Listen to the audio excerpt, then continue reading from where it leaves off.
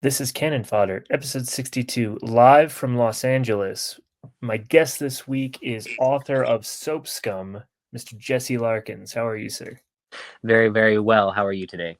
I'm doing great. I'm glad that you picked this book, whereas originally I wasn't. I was like, oh, I don't really do contemporary Argyle stuff, but it was an excuse to read DT for the first time, and yeah, I enjoyed it. Although I have some reservations, which we can get into, and yeah, I mean, why don't you tell me Interested. a little bit about your sort of first time reading this book, why you picked the pussy?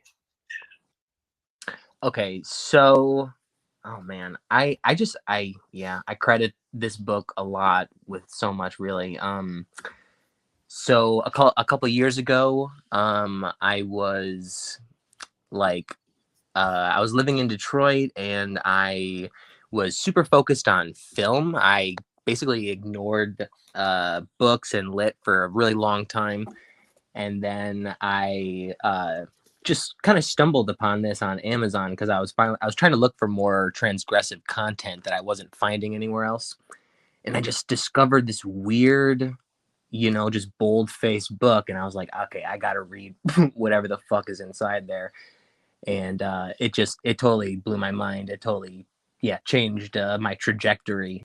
I read it and I was just immediately inspired to write a book right afterwards. So So would you say that Soap Scum is because unfortunately I haven't had a chance to read Soap Scum yet, so you're gonna have to give me the broad overview of your book, and you can do so for the audience too. Maybe drum up a few sales. yeah, sure. So basically, it's just a short story collection. It's 10 pieces. It originally looked a lot more like this. Actually, there was a lot more shorter kind of flash stuff in it, and just like me, just like sitting in like a Panera Bread, just like checking out girls and shit like that. So it was very similar. But then I ended up cutting it down to just like the 10 most hard hitting stories. Some of them are kind of relationshipy. Some of them, yeah, I mean, they're all very colorful and weird. So, but the stories were very inspired by the rawness of this book and the unabashed horniness of it too. Yeah, and it's a very horny book, and I mean that's his whole deal. He's probably the first, at least widely read, sort of manosphere guy who just writes about getting laid, and it's not to say that is to do him a bit of a disservice because Delicious Tacos does use horniness as a vehicle for discussing other things. But yeah, if there's one thing you're going to take away from this book is, oh wow, he really likes getting laid. Yeah, but yeah, as you said, it becomes a vehicle for conversation about all kinds of things like self-loathing and addiction and um, My favorite story from the collection was probably the soap. I don't know. Are you familiar with that one off the top of mind? which one did you say? I'm sorry. The soap. The soap. Oh, yeah. Yeah, it's Yeah. a woman who gets in an argument with her boyfriend about soap, like about did he buy soap from the store, and Mm-hmm. she ends up murdering him, and it's all okay in the end because she can clean up the murder with the soap that she found. Uh, Yeah. thus kind of negating the whole argument and the whole reason that she killed him in the first place. It's really I used it in a short story class that I taught.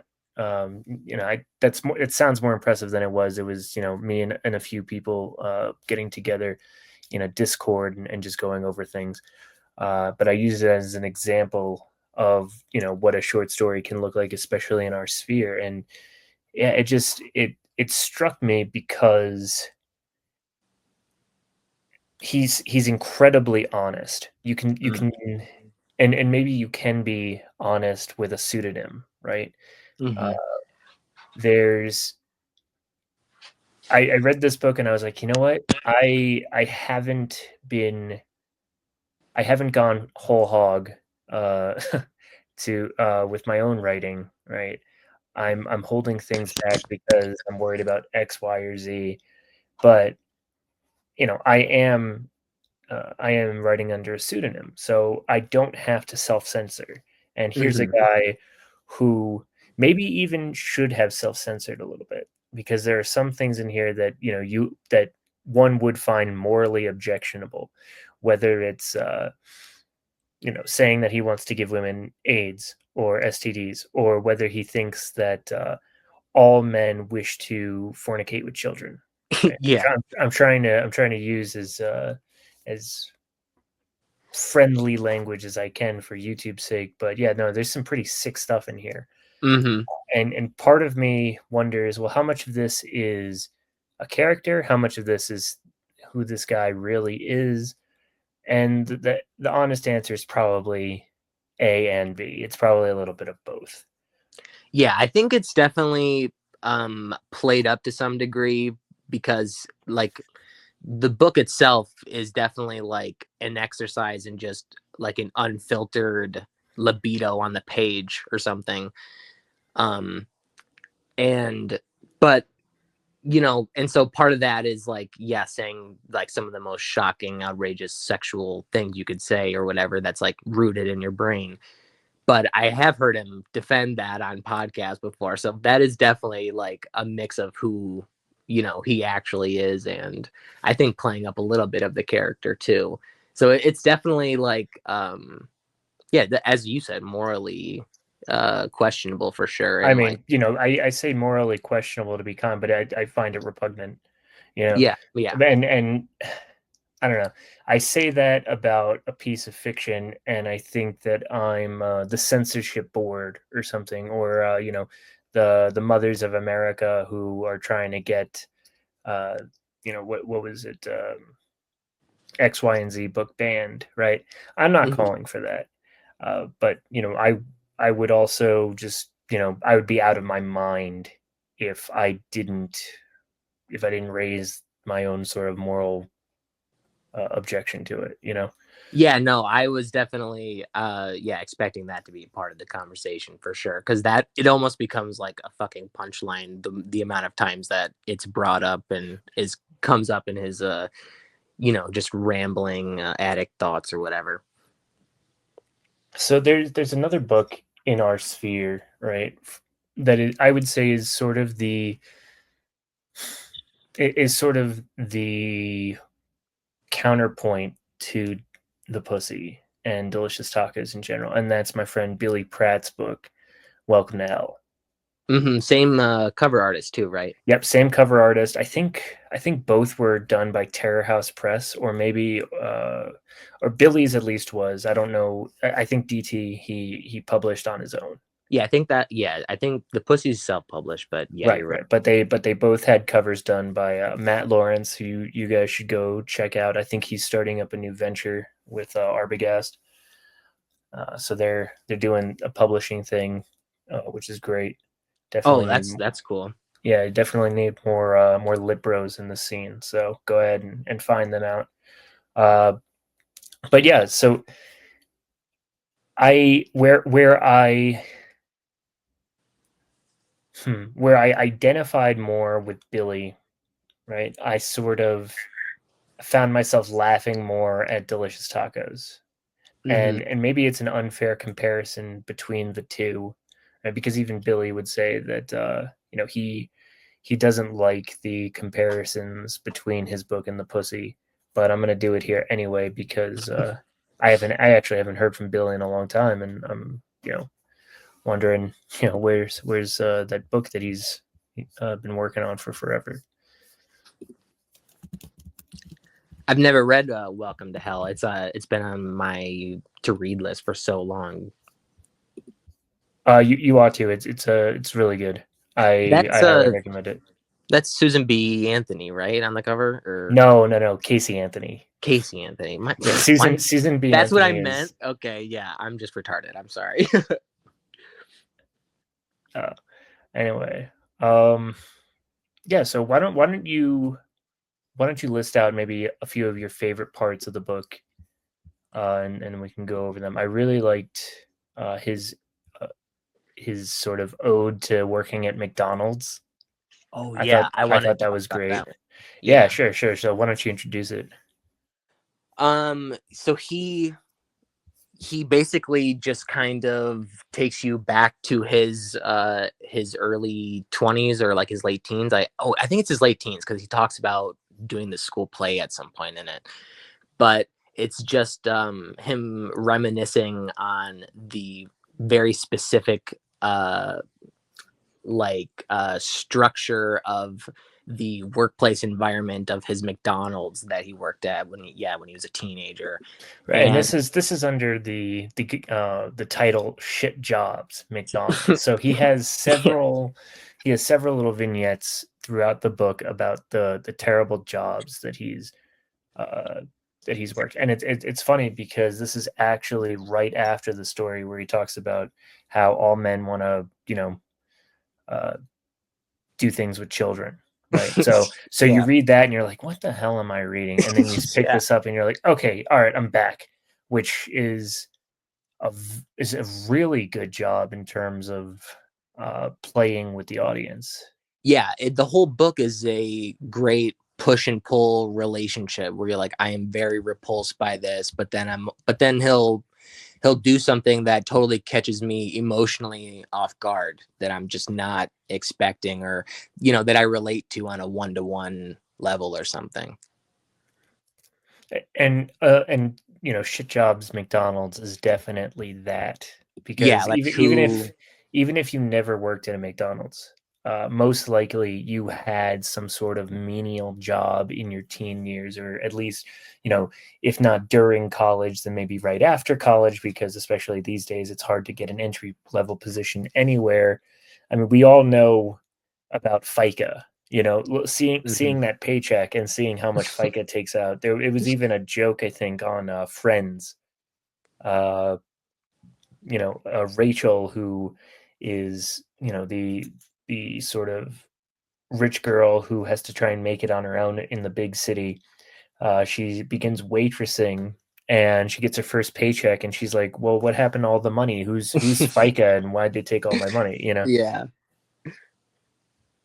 So yeah, I mean, like, yeah, you immediately know exactly what he's talking about, and the kind of Potemkin village that is McDonald's, especially with the queuing microwave, or sorry, the Mhm. queuing oven, which is a Right. microwave that you're not allowed to talk about.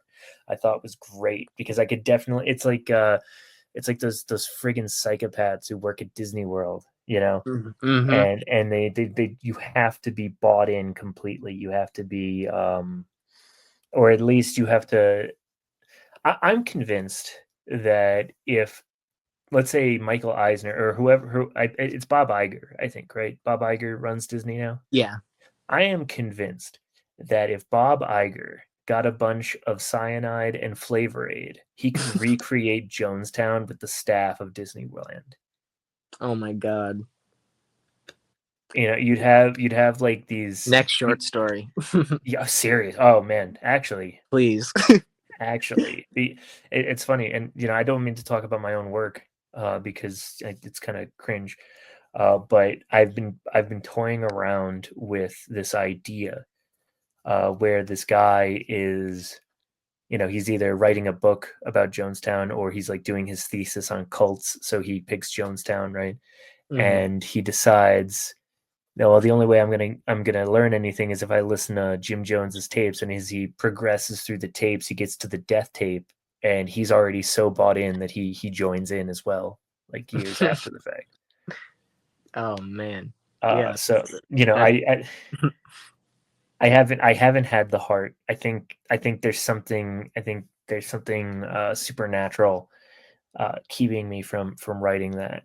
So maybe all yours, man. That is to say, anybody out there listening to this who wants to write that and go down that rabbit hole, that's all yours. I think it's info hazard for me personally.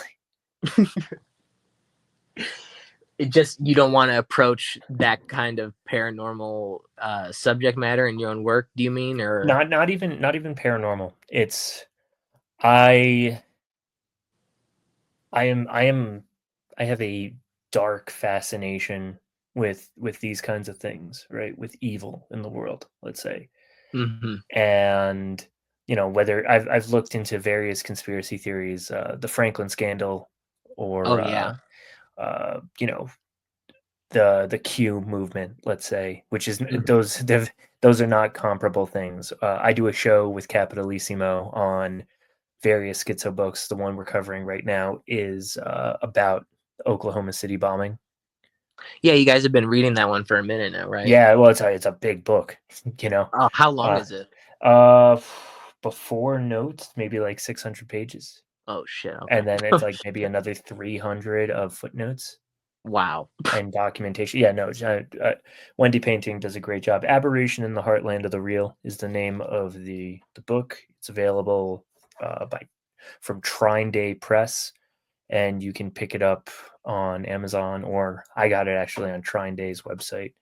I've Which seen the it's cover. The cover's pretty cool. Yeah, very cool cover. Um, but all that is to say is that, like, I'm into dark stuff, right? Hmm. But that Jim Jones for me feels a bit like a bridge too far.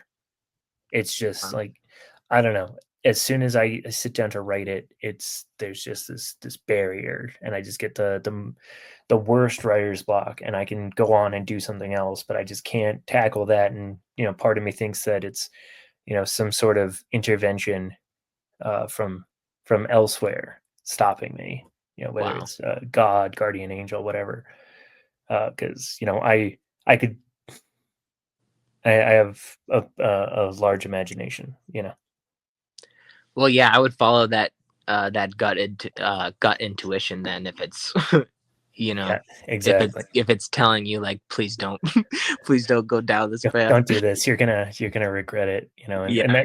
that's the thing is, maybe it's fear, right? And maybe one of the things that I can learn from Delicious Tacos is uh, to not be afraid.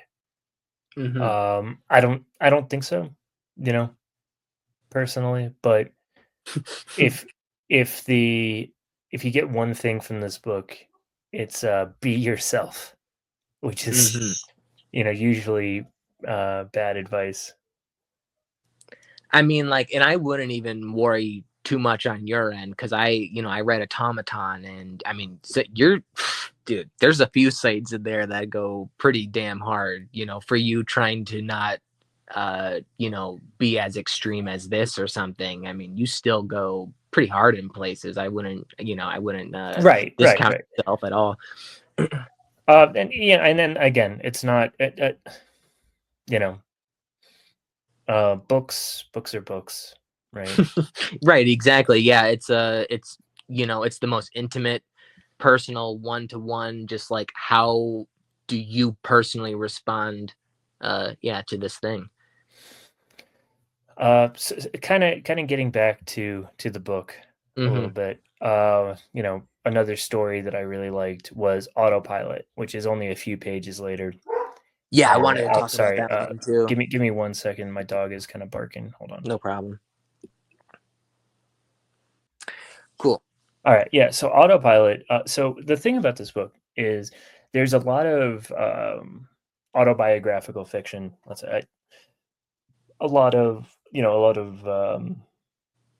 I guess memoir, auto fiction, whatever you want to call it. Um, Self-insert type stuff. exactly. If it's not directly based on like his real experiences, he's definitely at least drawing in part. And then there's sometimes just these awesome short stories throughout, Mm-hmm. right? That are just like pure fiction. This is Autopilot is a piece of speculative science fiction that I was just like, wow, this is great, Yeah. you know? And it's about this guy. He's in a really crappy sales role, and he's selling. Oh, I think at first he's selling some sort of subscription. I think he's selling subscriptions to the LA Times, right? Yeah. Yeah. And he's got He's got a quota to make, but he doesn't have the heart to do it, right? Hmm. Uh, and I'm talking too much, so go ahead and take over.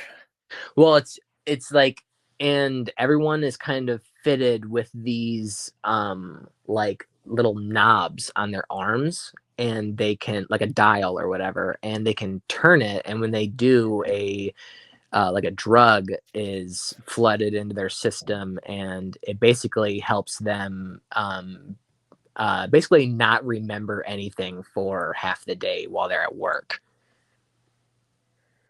Or, well, I Right, guess you right, can use it for other things, but the main character and a lot of people end up using, right. There's yeah. Yeah, and there's a show by Apple, like, because now everybody has their own Yeah, sort of dude. streaming platform, and Apple has this show called Severance, which I saw the first episode, and I was like, oh, okay, this is whatever, right? But I liked part of it because it reminded me of like Franz Kafka, right? Hmm. But set in the future, and this is sort of like that. He ends up, he and his wife end up getting the augmentation to take the drugs, right? Uh, and he uses it to get through his day at work. She uses it, sparingly, let's say, to in case there's a long flight, I think is what he writes, right? Hmm. Just so she can, like, there was that online trend of raw dogging a flight. Yeah. So you don't have headphones in, you're just staring at, and you don't watch the in-flight movie, and you don't have, like, your little PSP or whatever, and you're You just just sitting there. watch the flight. Yeah. Yeah, you just watch the flight map for like 6 hours or however long your flight is, right? Like, it's the most absurd thing, but also it's so funny because just you're like entertainment as a condom for life, right? And the Hmm. boring and the mundanity of just sitting in a place with your thoughts. Uh, But then being able to create like content out of that boredom or something. right, right, right. And it's like, so there's definitely someone in there's definitely somebody on a flight watching a video of a guy raw dogging on a flight, like, Yeah. but anyway, right? So think that, like, she's raw dogging the flight, uh, she'll have no memory of it. Right. Um, he turns out to be a really good. He gets transferred to, like, I think it's retention for AOL, so he keeps people reading, or keeps people subscribed to AOL, because you used to have to pay for internet through dial-up companies. Like, Hmm. it wasn't packaged with your phone line. It was you could connect your computer to your phone line, and then AOL actually had your business. So you'd pay, like, I think, like $200 a year or something like that, which is, compare. I pay what, like, $80 a month now for internet. Right. So put it in perspective, right? Yeah. And yeah, so he he he gets the augmentation, he's doing his thing, and he becomes, like, the top retention guy in his class. He gets promoted, and later on, he finds himself actually being sexually assaulted by the Yeah. guy who runs the company, and he's all out of sorts. He runs home because he's thinking to himself, he's like, well, this is all worth it, because I love my wife and what we're doing together, and I'm going to tell her about this, and it'll all be worth it because I just love her so much. And he gets home early, only to find out that before he gets home from work every day, she turns the autopilot on. Like, she needs to escape her marriage to this guy, Hmm. which is, just a gut punch. It was. I read that and I was like, wow, that is just great stuff. Yeah, he Yeah. captures uh, isolation and loneliness in a few of these stories in a way that, yeah, is a total gut punch where yeah, I just connect to it on a one-to-one. We're like, oh my god, I just, just the flow of the words too just capture it so well. And yeah, I just him panicking, rushing home, and just desperately wanting to connect with her and tell her just what's been going on. And yeah, goddamn. Yeah, so I mean that's one of them, or that's a couple of stories, and I just I can't believe it honestly it freaks me out a little bit that somebody that talented is also just like super dark. You know, like I could Yeah. imagine. Well, I mean, it sounds so obvious when I say it out loud, right? Like what like and I'm thinking like what the hell are you talking about? Like that's art.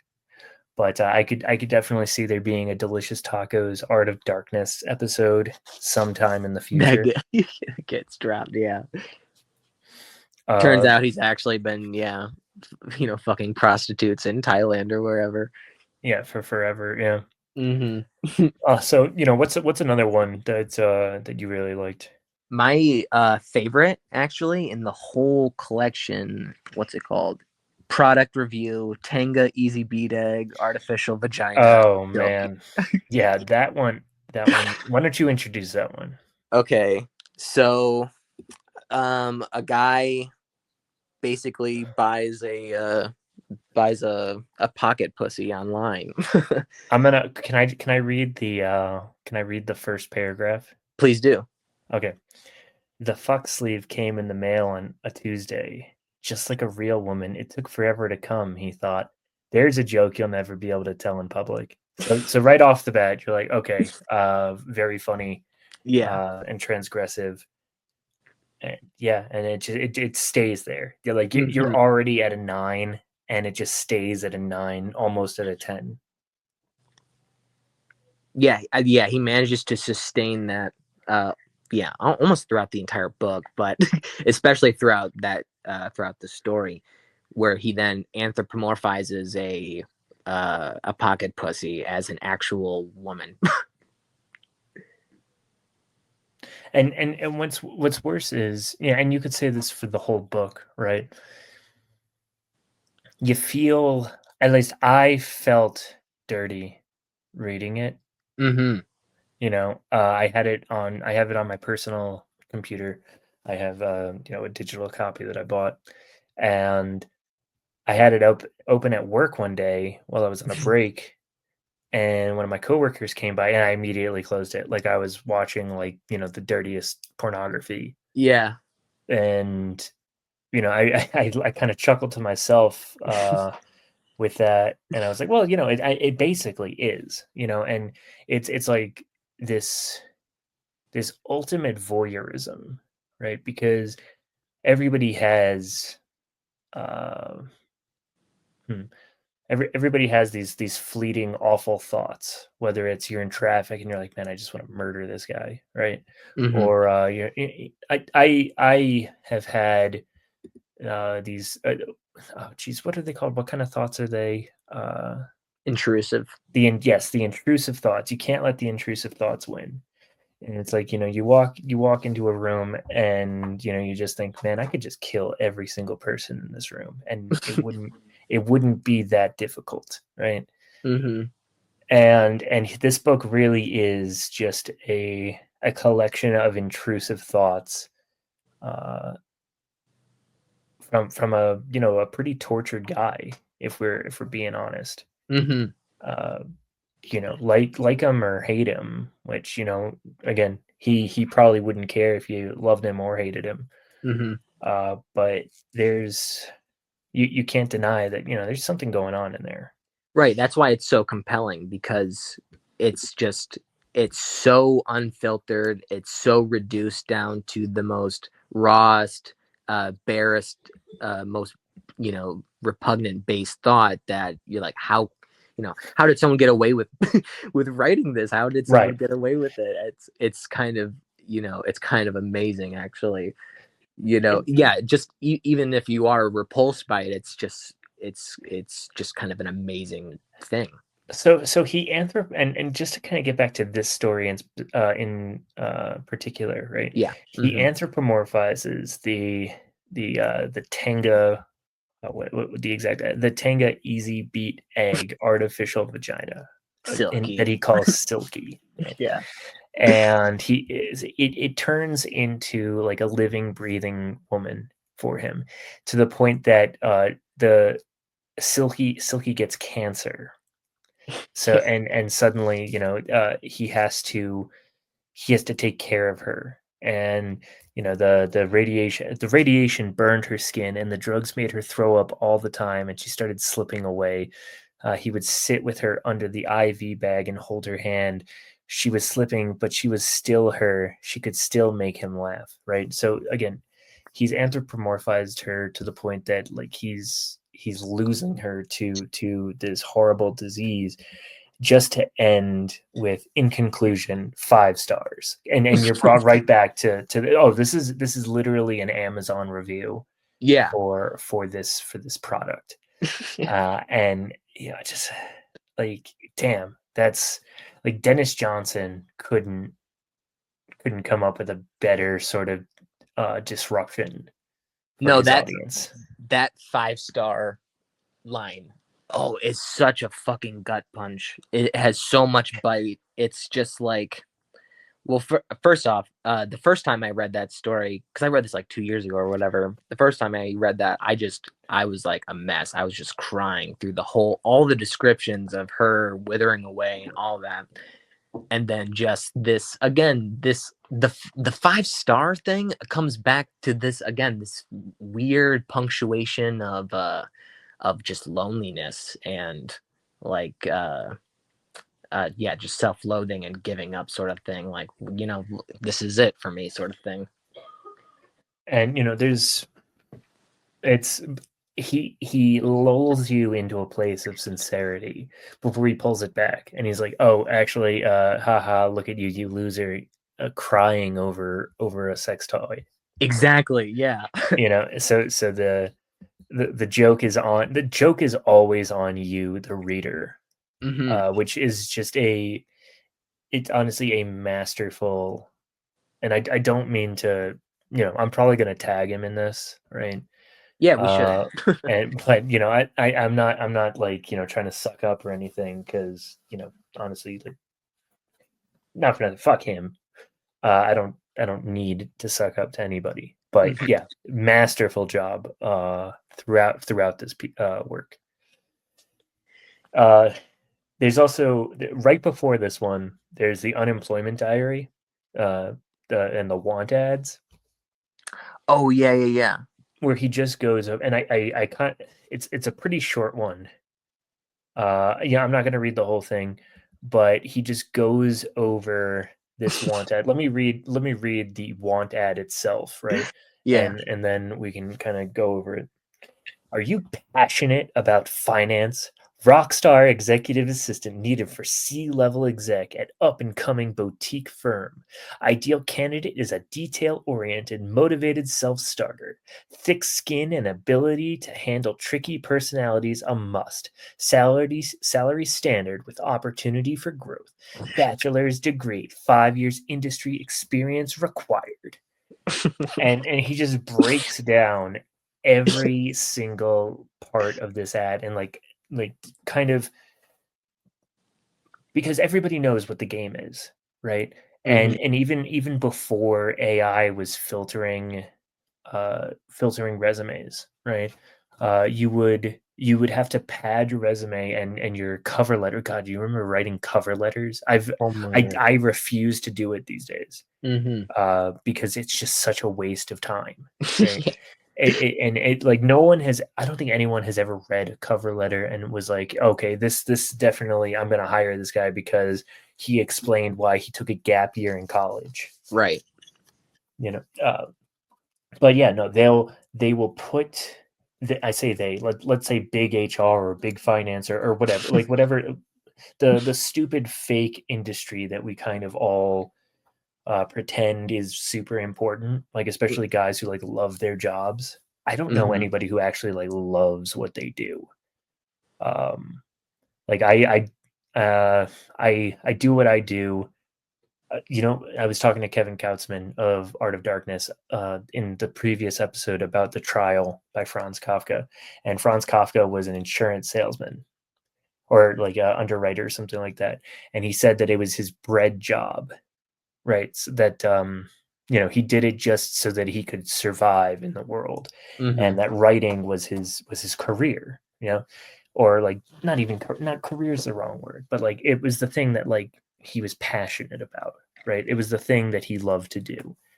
Nobody is passionate about finance, right? Right. Are you passionate about finance? No, no one is. Uh, But you and have to like give off this sort of right. image It's not for enough. something. It's not enough to go in, do a good job, and go home. No, you have to play this game like really, it's like Disneyland. Like all of society is like Disneyland, you know, where Mm. you have to put on this fake smile of I love being here every day. I love that I didn't get a bonus this year, but I got a pizza party. Yay. Yeah, You know, I love these coworkers of mine that I would never in a million years choose to spend time with. right. My boss, he's so funny. He should definitely go and to do open mic nights and Ugh. leave this job and go be a famous comedian somewhere. He's that funny. Yeah. And he's the honesty that makes you hate delicious tacos and some of his proclivities, right? Is Hmm. the same honesty that you're like, ah, crap. I feel the same way about crappy jobs or about, uh, I don't know, how lonely I am. Or a lot of those stories involve women that he kind of uses to get off and then goes away and like hopes they leave, you Hmm. know? And there's this kind of, I mean, it's like it's right there in the open that he's like super sad about it, but he also just refuses to believe that he can change.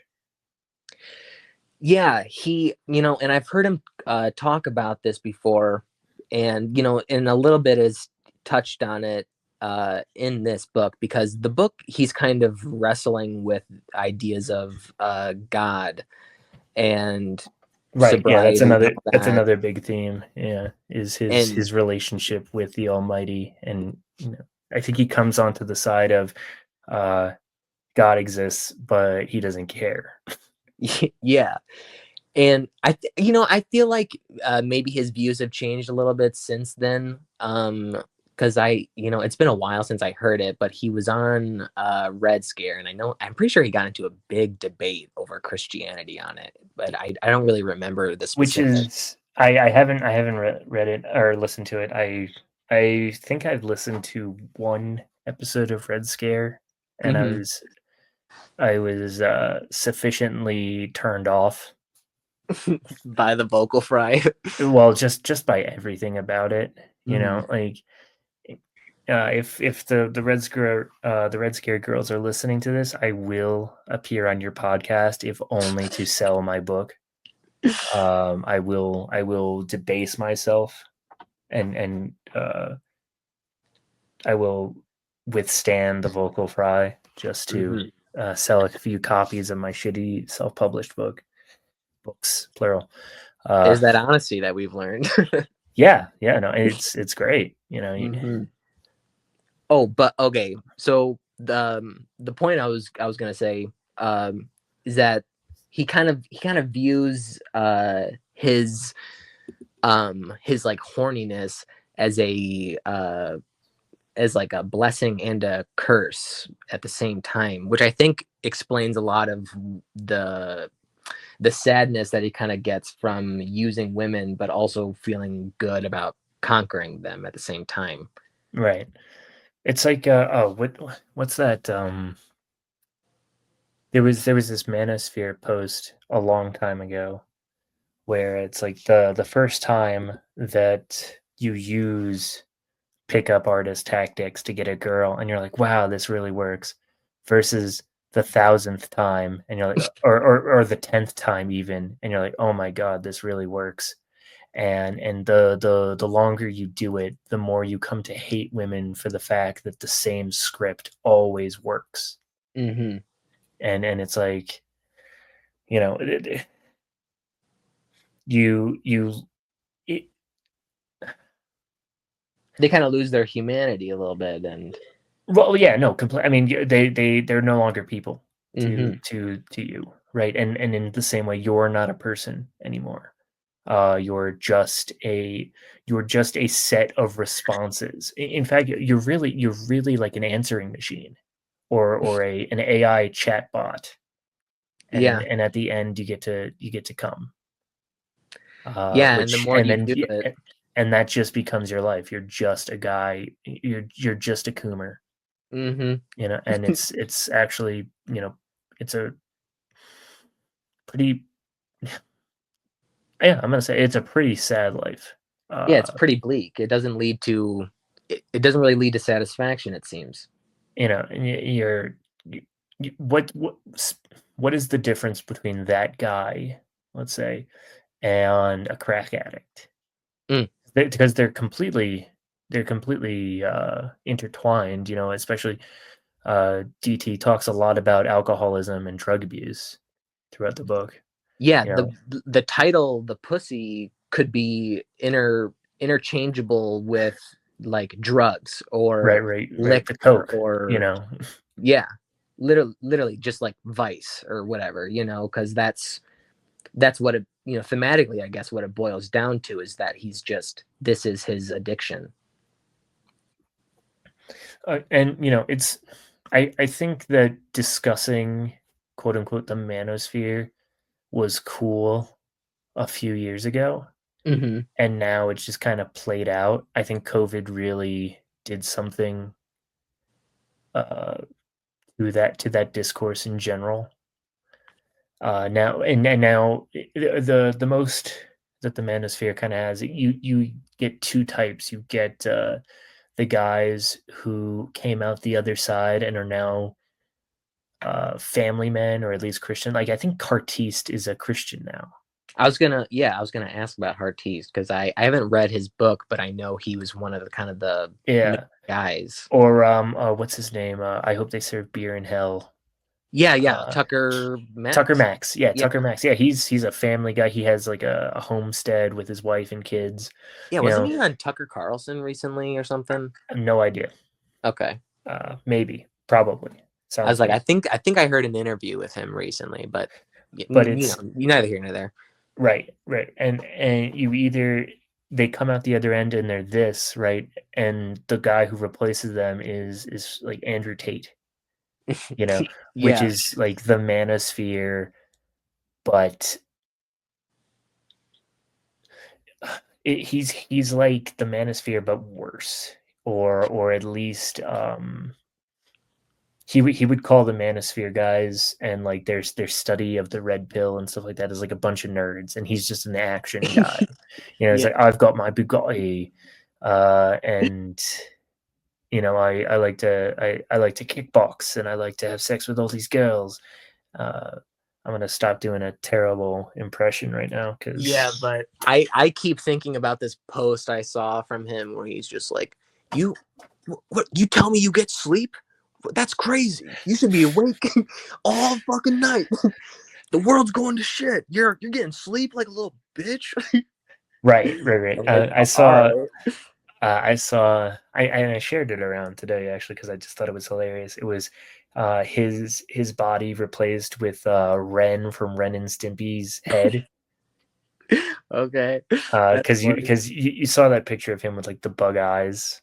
Oh yeah, yeah. Yeah, yeah. So it's just Ren's giant bug eyes on Andrew Tate's body, and the caption was like, "I've got a Bugatti," Oh my god. but That's great. he's Yeah, you have to send that to me. yeah, I will. There's and Delicious Tacos is like a similar. We'll say similar, right? Um, Sort of thing to that, where you've got a culture of young men who have been thoroughly emasculated in society, Mm.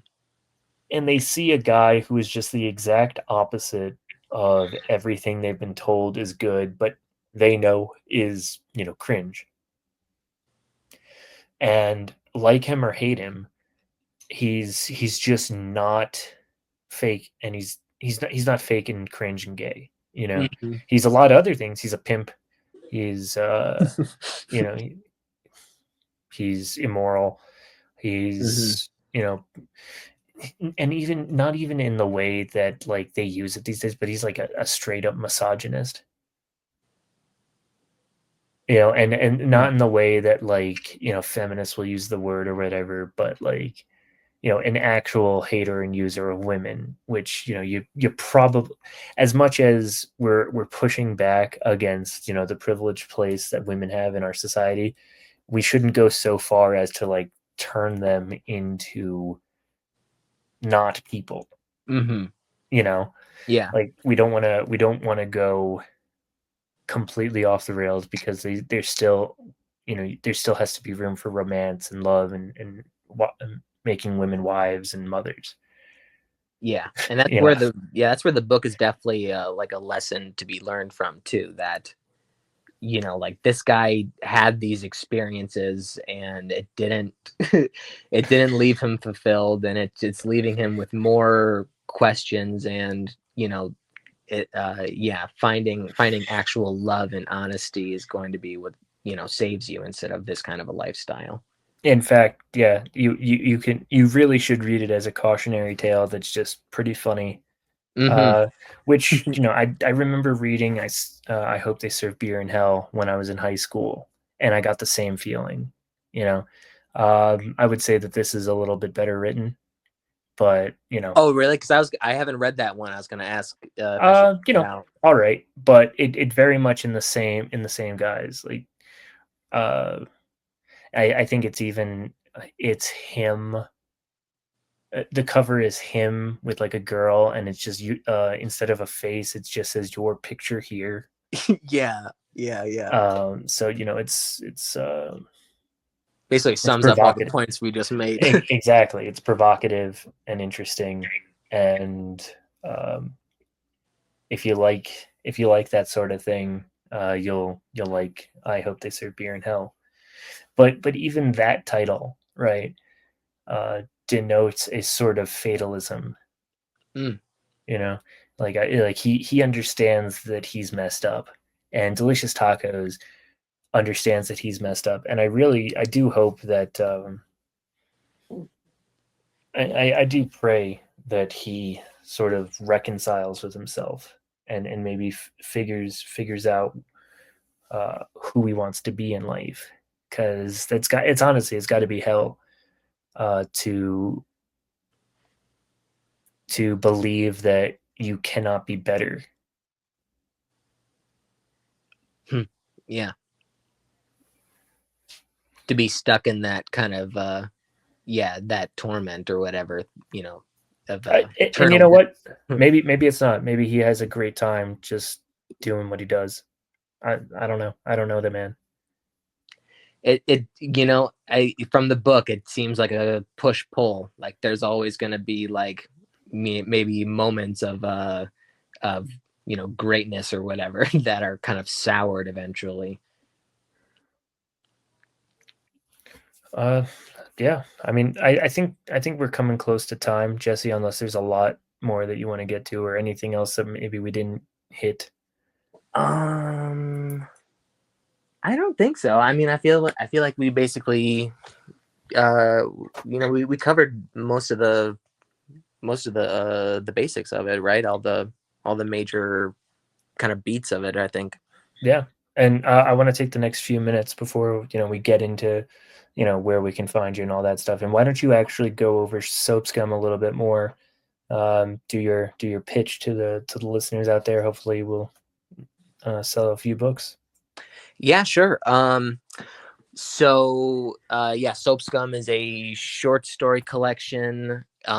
It's kind of ranges between in subject matter, I guess, but it's mostly about just people in their early 20s getting into kind of fucked up situations, and some of them are very miserable. Some of them are do see kind of a light, but I don't know. It's definitely inspired by this. It's very horny. It's very yeah, it's very graphic. It's very intense. Yeah, and you can find it on Amazon. Just Soap Scum, Jessie Larkins. Yeah, that's basically it. Follow me on Twitter. Yeah, I'll make sure to link that below. As for us here at the Double Dealer, we're actually selling a lot of paid subscriptions on Substack. So, thank you to everybody out there who is supporting us, supporting writers and artists with our magazine purchases and all that. You can buy a magazine, you can subscribe and get your own episode of Canon Fodder, and we'll discuss whatever book you want. You can, pick something that I'll hate and I'll read it and we'll discuss it. You can pick something that's embarrassing and I'll read it and we'll discuss it. Really whatever you want, but you gotta click that subscribe button, and you gotta pay me for the privilege. I also have a new collection of short stories out called "The Search for More Money." Uh, just trying to be honest, right? And With everyone needs to read it because it's really fucking good. oh, thank you, I appreciate that. No, Uh, dude, it a few of those stories really, really fucked me up. Yeah. So I when does the hardcover come out? hardcover's out. Oh, it's it? Okay, great. I'm gonna Yep. jump on that right away then. Yeah. Awesome. Yeah. So it's available in paperback and hardcover along with my two other novels. Uh, yeah. Subscribe to the Double Dealer. Buy a magazine or a book, and I don't really know how to end podcasts, so I will say insert ending here. Hell yeah.